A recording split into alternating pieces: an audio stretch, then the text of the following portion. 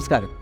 പണ്ട് കാലത്ത് ഇപ്പോൾ ഞാനൊക്കെ പഠിച്ചുകൊണ്ടിരുന്ന സമയത്ത്, അതായത് 2000-2000-ിലൊക്കെയാണ് ഞാൻ MBBS പഠിച്ചുകൊണ്ടിരുന്നത്. അത് 10-20-25 കൊല്ലം മുമ്പ് SLE നമ്മൾ MBBS പഠിക്കുമ്പോൾ SLE ഇന്ത്യയിലുള്ളൊരു അസുഖമല്ല, വെസ്റ്റേണേഴ്സിൻ്റെ അസുഖം എന്നാണ് കരുതപ്പെട്ടിരുന്നത്. പക്ഷേ കേരളത്തിൽ ഇന്ന് കേരളം തന്നെ, നമ്മുടെ ഓർഗനൈസേഷനിൽ തന്നെ, നമ്മുടെ സെൻറ്ററിൽ തന്നെ, കൊച്ചി സെൻറ്ററിൽ തന്നെ നമുക്ക് 1000-ലധികം പേഷ്യൻസ് ഉണ്ട്. അപ്പോൾ അതിൻ്റെ അർത്ഥം ലൂപ്പസ് ഒരിക്കലും അൺകോമൺ അസുഖമല്ല എന്ന് നമുക്കറിയാം. എന്തുകൊണ്ടാണ് നേരത്തെ ഇത് കണ്ടുപിടിക്കപ്പെടാത്തതായിരുന്നു? ഇതിന് ടെസ്റ്റുകളില്ലായിരുന്നു. 2007-ലൊക്കെ ഞാൻ അമൃതയിൽ പ്രാക്ടീസ് തുടങ്ങുമ്പോൾ ഇതിൻ്റെ ഒരു ടെസ്റ്റാണ് ANA എന്ന് പറയുന്ന ടെസ്റ്റ്. 2010 അമൃതയിലൊക്കെ ഞാൻ വന്ന് പ്രാക്ടീസ് തുടങ്ങുമ്പോൾ ANA ടെസ്റ്റ് അവൈലബിൾ അല്ലായിരുന്നു, കോമൺ ആയിട്ട് ചെയ്യാറില്ലായിരുന്നു. ഇപ്പോൾ ANA എല്ലായിടത്തും അവൈലബിളായി, ഈസി ആയിട്ട് അത് ചെയ്യാൻ സാധിക്കുന്നു. അതുകൊണ്ട് കുറേ പേഷ്യൻസ് നമുക്ക് കണ്ടുപിടിക്കാനും സാധിക്കുന്നു, അവരെ ഹെൽപ്പ് ചെയ്യാൻ സാധിക്കുന്നു. അപ്പോൾ ഈ പേഷ്യൻസ് പലപ്പോഴും നമ്മുടെയൊക്കെ വന്ന് ചോദിക്കും, ഡോക്ടർ എന്തുകൊണ്ടാണ് ഈ അസുഖം വന്നത്? ഇതിലുണ്ടാകുന്നൊരു പ്രശ്നം ഞാൻ പറഞ്ഞു, ഓട്ടോ ഇമ്മ്യൂൺ ആണെന്ന് ഞാൻ പറഞ്ഞു. ഓട്ടോ ഇമ്മ്യൂൺ സിസ്റ്റം നമ്മുടെ ശരീരത്തിലെ B കോശങ്ങൾ ആൻറ്റിബോഡി ഉണ്ടാക്കുന്നു. ഈ ആൻറ്റിബോഡി നമ്മുടെ ശരീരത്തിലെ ഓരോ ഓർഗൻസിനെ അറ്റാക്ക് ചെയ്യും, അവിടെ നീർക്കെട്ടുണ്ടാക്കുകയും അങ്ങനെയാണ് ഈ അസുഖം ഉണ്ടാകുന്നത്. അപ്പോൾ ഏത് ഓർഗനെയാണോ അറ്റാക്ക് ചെയ്യുന്നത് അതനുസരിച്ചിട്ടുള്ള സിംറ്റമാണ് ഇവർക്ക് ഉണ്ടാകുന്നത്. ആ സ്കിന്നിനെ ബാധിക്കാം, അല്ലെങ്കിൽ ബ്രെയിനിനെ ബാധിക്കാം, അല്ലെങ്കിൽ കിഡ്നിയെ ബാധിക്കാം, ഹാർട്ടിനെ ബാധിക്കാം, ലങ്സിനെ ബാധിക്കാം. അപ്പോൾ എന്തുകൊണ്ടാണ് ഈ ആൻറ്റിബോഡി ചിലരിൽ ഉണ്ടാകുന്നതെന്നുള്ളതിന് കുറേ പഠനങ്ങൾ നമുക്ക് നടന്നിട്ടുണ്ട്. അപ്പോൾ അതിൽ നമുക്ക് മനസ്സിലാക്കുന്നത് എക്സാക്ട് കോസ് ഇന്ന രോഗിക്ക് ഇന്ന കാര്യം കൊണ്ടുണ്ടായത് നമുക്ക് പറയാൻ സാധിക്കില്ല. ഒരു മൾട്ടിറ്റ്യൂഡ് ഫാക്ടേഴ്സാണ് ഞാൻ പറഞ്ഞത്. മനസ്സിലായി, ഒറ്റ ഫാക്ടർ കൊണ്ടല്ല, പല കാര്യങ്ങളും ഒത്തുചേർന്ന് വരുന്നത് കൊണ്ടാണ് ചിലർക്ക് SLE ഉണ്ടാകുന്നത്. അതിലേറ്റവും പ്രധാനമെന്ന് പറയുന്നത്, കുറേ രോഗികൾ പഠിച്ചതിൽ നമുക്ക് മനസ്സിലായത് ജനറ്റിക് ഫാക്ടേഴ്സ് കുറേ കണ്ടെത്താൻ സാധിച്ചിട്ടുണ്ട്. 50-ഓളം ജീനുകളുടെ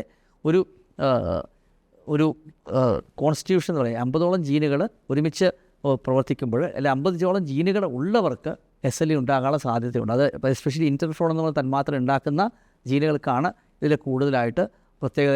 അതുപോലെ HLA ജീൻസ് എന്നൊക്കെ പറയും. അപ്പം ജീനുകൾ, ജനറ്റിക് ഫാക്ടേഴ്സ് എസ്പെഷ്യലി ഇമ്പോർട്ടൻ്റ് ആണ്. അതായത് ഫാമിലിയിൽ ആർക്കെങ്കിലും ഓട്ടോ ഇമ്മ്യൂൺ അസുഖം ഉണ്ടെങ്കിൽ അവരുടെ ഫാമിലിയിൽ കുറച്ച് ആളുകൾക്ക് ആർക്കെങ്കിലുമൊക്കെ SLE ഉണ്ടാകാനുള്ള സാധ്യതയുണ്ട്. എസ്പെഷ്യലി SLE ഒരു ഫാമിലി ഒരാൾക്കുണ്ടെങ്കിൽ അവരുടെ ഫസ്റ്റ് കസിൻസിനും സെക്കൻഡ് കസിൻസിനും അവരുടെ പിള്ളേർക്കൊക്കെ SLE വരാനുള്ള ചാൻസ് കുറച്ച് കൂടുതലാണ് സമൂഹത്തെക്കാളും. അതിൻ്റെ അർത്ഥം ഒരു അമ്മയ്ക്ക് SLE ഉണ്ടെങ്കിൽ കൊച്ചിന് SLE ഉണ്ടായിക്കൊള്ളണമെന്നല്ല. അതിനുള്ള ചാൻസ് 90% ആളുകൾക്ക് ഉണ്ടാകത്തില്ല, പക്ഷേ 5-10% ആളുകൾക്ക് SLE ഉണ്ടാകാനുള്ള സാധ്യത ഉണ്ട്. അപ്പോൾ ഫാമിലിയിലുണ്ടെങ്കിൽ ഒരാൾക്കുണ്ടെങ്കിൽ മറ്റൊരാൾക്ക് SLE വരാനുള്ള സാധ്യതയുണ്ട്. എന്തുകൊണ്ടാണ്? അവരുടെ ജീൻസ് അതുമായിട്ട് റെസ്പോൺസിബിളാണ്.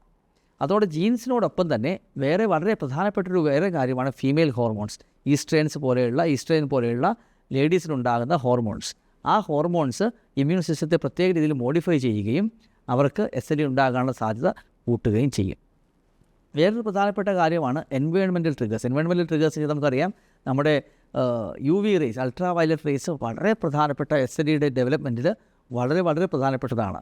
അതായത് ഒരാൾക്ക് ഒരു ജനറ്റിക് ഫാക്ടർ ഉണ്ട്, അതുകൂടാതെ അവർക്ക് ഫീമെയിൽസ് ആയതുകൊണ്ട് 15-16 വയസ്സാകുമ്പോൾ അവർക്ക് മാസമുറയൊക്കെ വന്നു തുടങ്ങുമ്പോൾ അവരുടെ ഓവറിയൊക്കെ ആക്റ്റീവായി തുടങ്ങും. ആ സമയത്ത് കുറച്ച് ഹോർമോൺസൊക്കെ കൂടി വരും. അതോടൊപ്പം തന്നെ അൾട്രാ വയലറ്റ് റേറ്റ് കൂടുതലായിട്ട് വന്നു കഴിഞ്ഞാൽ എസ്പെഷ്യലി SLE ഫ്ലെയറപ്പ് ചെയ്യാനുള്ള സാധ്യത, SLE ആദ്യമായിട്ട് ഉണ്ടാകാനുള്ളൊരു സാധ്യതയുണ്ട്. അതുകൊണ്ട് SLEക്ക് എന്തെങ്കിലും വരാനുള്ള ടെൻഡൻസി ഉണ്ടെങ്കിൽ കഴിയുന്നതും അൾട്രാ വയലറ്റ് റേസിൽ നമ്മൾ കഴിയുന്നതും അവോയ്ഡ് ചെയ്യുക. അതോടൊപ്പം തന്നെയുള്ള ചില viral infections, Epstein Barr virus എന്നൊക്കെ പറയുന്ന വൈറസ് ഇൻഫെക്ഷൻ വന്നു കഴിഞ്ഞാലും അത് SLE ഉണ്ടാക്കാനുള്ള സാധ്യത കൂട്ടുന്നു. അപ്പം SLE ഉണ്ടാകാനുള്ള ഒരു ജനറ്റിക് ബാക്ക്ഗ്രൗണ്ട് ഉണ്ട്. അതിൻ്റെ മുകളിൽ ഇതൊന്ന് ഏതെങ്കിലും ഒരു സാധനം കൂടി വന്നു കഴിയുമ്പോൾ നമ്മുടെ B സെൽസ് എന്ത് ചെയ്യും?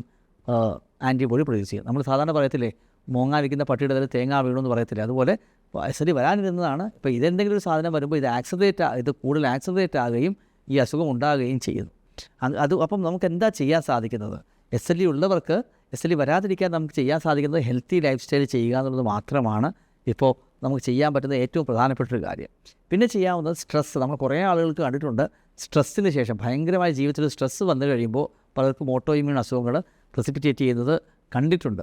അത് ഒരു സയൻറ്റിഫിക്കലി വലിയ പ്രൂവൺ അല്ലെങ്കിൽ നമ്മുടെ പ്രാക്ടിക്കൽ എക്സ്പീരിയൻസ് നമ്മൾ കാണുന്നതാണ്. SLE ഒരാൾ സ്റ്റേബിളായിട്ട് പോകുമ്പോൾ ഭയങ്കരമായിട്ട് സ്ട്രെസ്സ് വന്നു കഴിഞ്ഞാൽ ഈ ഇമ്മ്യൂൺ സിസ്റ്റം കറക്റ്റായിട്ട് റിയാക്ട് ചെയ്യത്തില്ല. അങ്ങനെ ഇമ്മ്യൂൺ സിസ്റ്റം കറക്റ്റായിട്ട് റിയാക്ട് ചെയ്ത് വരുമ്പോൾ ഓട്ടോ ഇമ്മ്യൂൺ ഡിസീസ് കൂടും. അവിടെ നല്ല കൺട്രോളായിട്ട് പോയിരിക്കുന്ന അസുഖം ഭയങ്കരമായിട്ട് ഫ്ലെയറപ്പ് ചെയ്യും. അത് SLEയിൽ കണ്ടിട്ടുണ്ട്, സോറിയാസിൽ കണ്ടിട്ടുണ്ട്, റൊമറ്റോയിഡ് കണ്ടിട്ടുണ്ട്, എല്ലാ അസുഖങ്ങളും കണ്ടിട്ടുണ്ട്.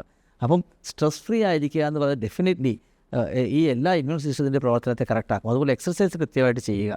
കഴിയുന്നതും SLE ഉള്ളവരാണെങ്കിൽ സൂര്യപ്രകാശത്തിൽ പോകാതിരിക്കുക.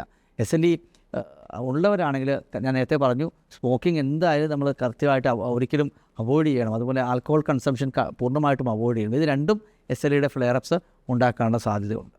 അപ്പോൾ SLE എന്തുകൊണ്ടുണ്ടാകുന്നു? ഒരു ജനറ്റിക്കലി പ്രിഡിസ്പോസ്ഡ്, അതായത് ജനിതകപരമായിട്ട് SLE ഉണ്ടാകാൻ ടെൻഡൻസി ഉള്ള ഒരാളാണെങ്കിൽ അവർക്ക് ബാക്കിയുള്ള കുറേ ഫാക്ടേഴ്സ് ഉണ്ട്. ഞാൻ പറഞ്ഞു അൾട്രാവയലറ്റ് റേസ്, അല്ലെങ്കിൽ സ്ട്രെസ്, ചില ആളുകൾക്ക് പ്രഗ്നൻസിക്ക് ശേഷം പെട്ടെന്ന് ഇത് വരാം. അതോടൊപ്പം തന്നെ ഫീമെയിൽ ഹോർമോൺസ് കൂടുതലായിട്ടുള്ളവർക്ക് ഇതെല്ലാം ഇതിനെ പ്രിഡിസ്പോസ് ചെയ്ത് കഴിയുമ്പോൾ ജനറ്റിക്കലി ബാക്ക്ഗ്രൗണ്ടിൽ ഒരാൾക്ക് ഏതെങ്കിലും ഒരു ഫാക്ടർ കൂടി ഒത്തു വരുമ്പോൾ എന്ത് പറ്റും? ബി സെൽസ് ട്രിഗേർഡ് ആകും. ബി സെൽസ് അബ്നോർമലായിട്ട് ബിഹേവ് ചെയ്യും. അബ്നോർമലായിട്ട് ബിഹേവ് ചെയ്യുന്ന ബി സെൽസ് എന്തുണ്ടാക്കും? ആൻറ്റിബോഡി ഉണ്ടാക്കും. ഈ ആൻറ്റിബോഡി എന്ത് ചെയ്യും? ഓരോ സ്ഥലത്ത് പോയി ഡെപ്പോസിറ്റ് ചെയ്യും. ഡെപ്പോസിറ്റ് ചെയ്ത് കഴിയുമ്പോൾ അസുഖം ഉണ്ടാകുകയും അസുഖം അത് തീവ്രമാകാനും അസുഖം ഉണ്ടാകുകയും അവർക്ക് SLE ആയിട്ടത് രൂപാന്തരപ്പെടുകയും ചെയ്യും.